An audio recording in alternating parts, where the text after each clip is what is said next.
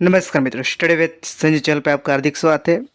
आज हम बात करने वाले हैं 25 और 26 जून के करंट अफेयर रिलेटेड जो अभी इम्पोर्टेंट क्वेश्चन बन सकते हैं, इसके बारे में जानेंगे। साथ में आप इसकी क्विज देना चाहते हो इस टेलीग्राम आईडी पे और इंस्टाग्राम आईडी पे, दोनों पे आप इसकी क्विज भी दे सकते हो। तो शुरू करते हैं। पहला क्वेश्चन, निम्न में से किस राज्य या केंद्र शासित प्रदेश में मोहल्ला बस सेवा जल्दी शुरू होगी? तो ये सेवा है वो दिल्ली, हमारी देश की कैपिटल नई दिल्ली में मोहल्ला बस सेवा जल्दी शुरू होने वाली है। ये मोहल्ला बस सेवा क्या है, तो इसके बारे में 2023-24 के दिल्ली के बजट में इसकी घोषणा की गई थी। ये मोहल्ला बस योजना ये एक इलेक्ट्रिक बस है जो छोटे साइज की होती है, जो भीड़ भाड़ वाला एरिया है जो आसानी से निकल सके। ऐसी इसी बस की सेवा शुरू होने वाली। अब वो 2 बस इसकी ट्रायल बेस पे चलाया वो आने वाले है।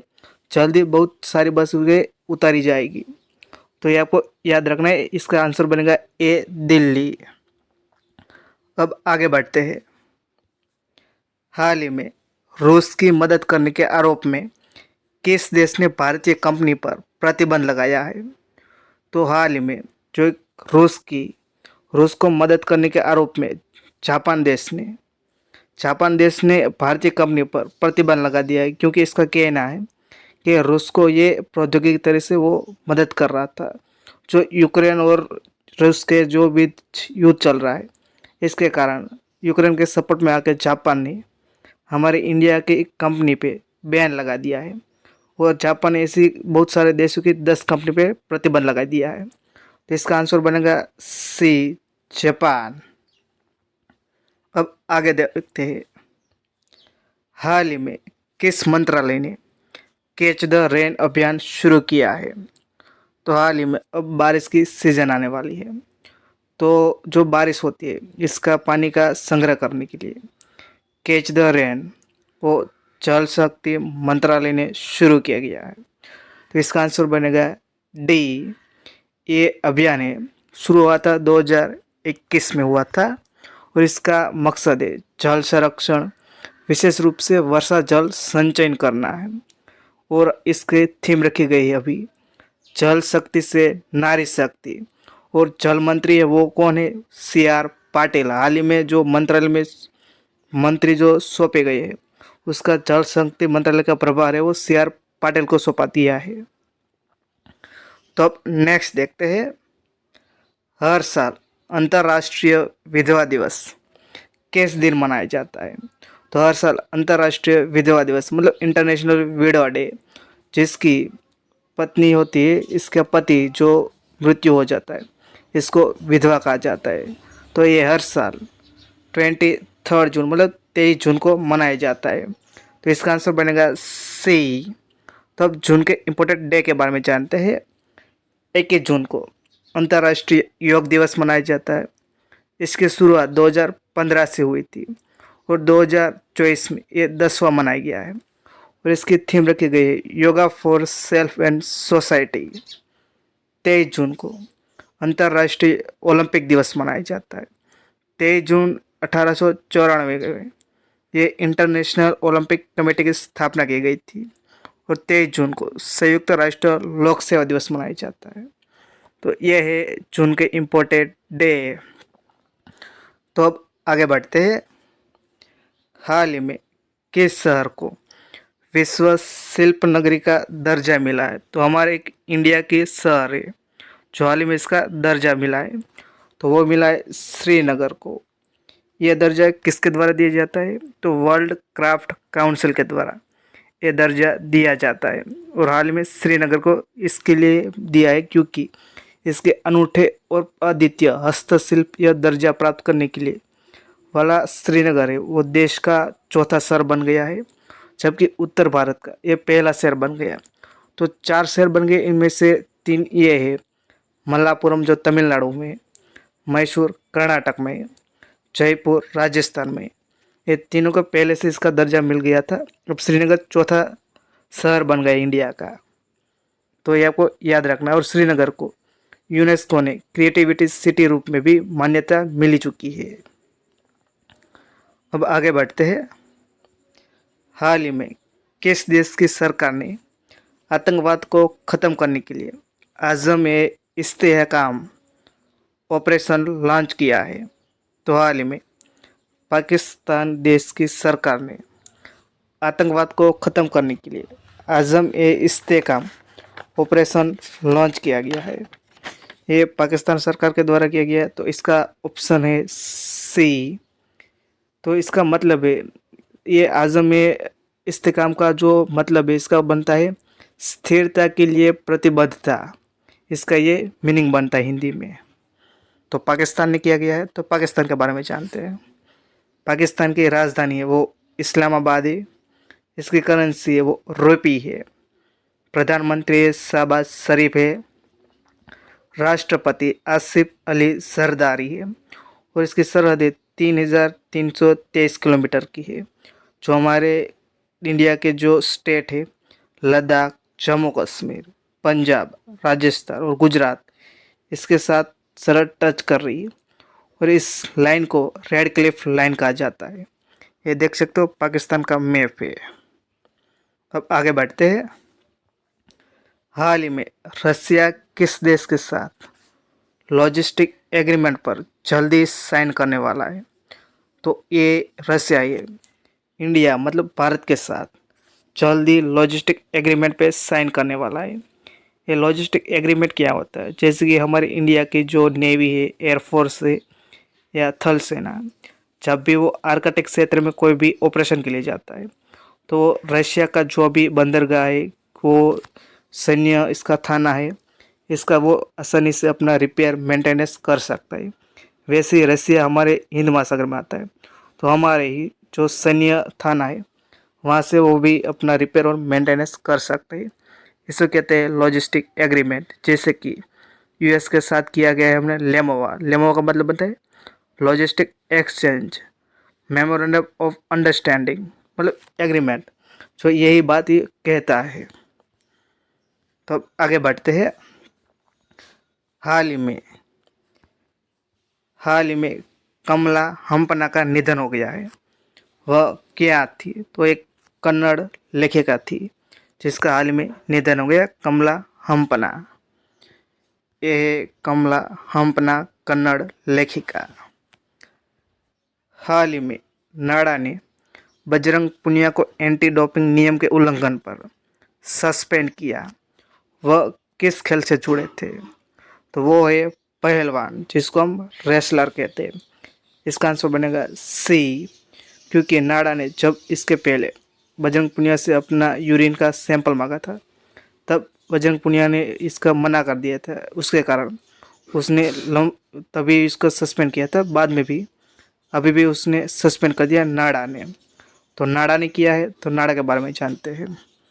तो इसका फुल नेम है नेशनल एंटी डोपिंग एजेंसी। इसकी स्थापना हुई थी 24 नवंबर 2005 को हुई थी। इसका मुख्यालय नई दिल्ली में है। इसका जो चेयरमैन होता है, जो भी मनसुख मंडाविया, जो भी हमारे स्पोर्ट मिनिस्टर होता है, इसको चेयरमैन होता है। और महानिदेशक है वो आशीष भार्गव है। अब नेक्स्ट देखते हैं। हाल ही में भारत में मत्स्य पालन और जलीय कृषि क्षेत्र में सबसे अग्रणी स्थान किस राज्य का है? तो हाल ही में समाचारों में मत्स्य पालन के क्षेत्र में सबसे अव्वल राज्य, मतलब जो अग्रणी राज्य है, वो आंध्र प्रदेश बन गया है। जो आंध्र प्रदेश में सबसे ज़्यादा मछली पालन किया जाता है। और जबकि आंध्र प्रदेश के बाद पश्चिम बंगाल है, बिहार है, उड़ीसा है, इसके द्वारा मत्स्य पालन किया जाता है 2022 और 23 के साल के लिए। और हाल ही में जो आउटपुट है लाइव स्टॉक, इस सबसे ज़्यादा अपना लाइव स्टॉक है वो है राजस्थान, उत्तर प्रदेश, तमिलनाडु। जबकि सबसे दाल का प्रोडक्शन है वो मध्य प्रदेश है, महाराष्ट्र और राजस्थान है। और सबसे ज़्यादा गन्ने का प्रोडक्शन किया जाता है वो उत्तर प्रदेश और महाराष्ट्र के द्वारा किया जाता है। तो नेक्स्ट देखते हैं। इसरो ने रीयूजेबल लॉन्च व्हीकल की तीसरी बार सफल लैंडिंग किया। इसका नाम क्या है? तो इसका नाम है पुष्पक। तो हाल ही में कर्नाटक के चित्रदुर्ग में इसरो के पुष्पक रीयूजेबल लॉन्च व्हीकल का तीसरी बार सफल लैंडिंग किया है। ये एरोनॉटिकल टेस्ट रेंज चित्रदुर्ग में किया गया है। तो इसरो ने किया गया है। तो इसरो के बारे में जानते हैं। ये है पुष्पक। इसरो इसरो का फुल नेम है, इसका फुल नेम है इंडियन स्पेस रिसर्च ऑर्गेनाइजेशन। इसकी स्थापना हुई थी 15 अगस्त 1969 में हुई थी। इसका मुख्यालय बेंगलोर में है और इसका चेयरमैन है श्रीधर सोमनाथ है। अब आगे बढ़ते हैं। हाल ही में किसके द्वारा नोवा सस्टेनेबल डेवलपमेंट रिपोर्ट जारी किया गया है? तो ये रिपोर्ट है बी मतलब United nation sustainable development solution network के द्वारा 9वां संस्करण ये सस्टेनेबल डेवलपमेंट रिपोर्ट जारी किया गया है। ये रिपोर्ट में 17 गोल के बारे में बताया गया है। जो 17 गोल है 2030 तक हासिल करने का भी इसने लिया है। तो भारत इसमें कौन सी रैंक है? तो भारत की रैंक है सस्टेनेबल डेवलपमेंट रिपोर्ट में 109वां रैंक है। अब आगे बढ़ते हैं। कहाँ विश्व का पहला एशियाई किंग गिद्ध संरक्षण केंद्र बनेगा? तो ये उत्तर प्रदेश के महाराजगंज में दुनिया का पहला एशियाई किंग गिद्ध संरक्षण केंद्र बनेगा। इसका आंसर बनेगा ए महाराजगंज। अब आगे देखते हैं। भारत की ओर से नावरू में अपना अगले उच्चायुक्त कौन बनेंगे? तो नावरू में अगले राजदूत बनने वाले हैं वो गोपाल बागले बनने वाला है। तो इसका आंसर बनेगा सी। तो नावरू में बनने वाला है। तो नावरू के बारे में जानते हैं। तो एक ओशिनिया कॉन्टिनेंट है, इसका भाग है वो नावरू है। ऑस्ट्रेलिया कॉन्टिनेंट नहीं है, ये ओशिनिया का पार्ट है। तो इसकी राजधानी वो यारेन है। इसकी करेंसी वो ऑस्ट्रेलियाई डॉलर है। और वहाँ के राष्ट्रपति है वो डेविड एडियांग है। और महाद्वीप है वो ओशिनिया है। अब आगे बढ़ते हैं। हाल ही में किस राज्य में रोंगाली उत्सव का 8वां संस्करण मनाया गया है? तो ये असम राज्य में रोंगाली उत्सव का 8वां संस्करण मनाया गया है। ये गुवाहाटी के खानपारा ग्राउंड में असम यह उत्सव असम में समुदायों और जनजाति को प्रदर्शित करता है और रचनात्मकता और उद्यमिता को लिए एक मंच भी है। तो रोंगाली महोत्सव असम में मनाया गया है। तो असम के बारे में जानते हैं। ये असम का मैप। असम की राजधानी दिसपुर है। मुख्यमंत्री हिमंता बिस्वा शर्मा है। गवर्नर है गुलाब चंद कटारिया है। विधानसभा की सीट है 126 है। और वहाँ राष्ट्रीय पार्क है वो काजीरंगा, मानस, डिब्रू सैखोवा, नामेरी, ओरंग, देहिंग पटकाई, रायमोना नेशनल पार्क है। जबकि वन्यजीव अभ्यारण्य वो गर्म पानी है, पाबीतोरा है, लाओखोवा है, दिपेर बिल है और सोनाई रूपाई। यह वन्यजीव अभ्यारण्य असम में देखने को मिलता है। और असम में हाल में क्यों न्यूज़ में था? तो हाल ही में अम्बुबाची मेला है वो गुवाहाटी में मनाया गया। और रोंगाली उत्सव वो 8वां संस्करण गुवाहाटी में मनाया गया है। तो अब आगे बढ़ते हैं। हाल ही में सिंधु जल संधि पर चर्चा के लिए पाकिस्तानी प्रतिनिधिमंडल जम्मू पहुंचा है। यह संधि कब हुई थी? तो यह संधि है 1960 में की गई थी। जो सितंबर है, सितंबर 1960 को यह संधि की गई थी, जब प्राइम मिनिस्टर हमारे इंडिया के थे जवाहरलाल नेहरू और पाकिस्तान के राष्ट्रपति आयूब खान, ये दोनों मिलकर वर्ल्ड बैंक की मध्यस्थता में इस सिंधु जल संधि की गई थी।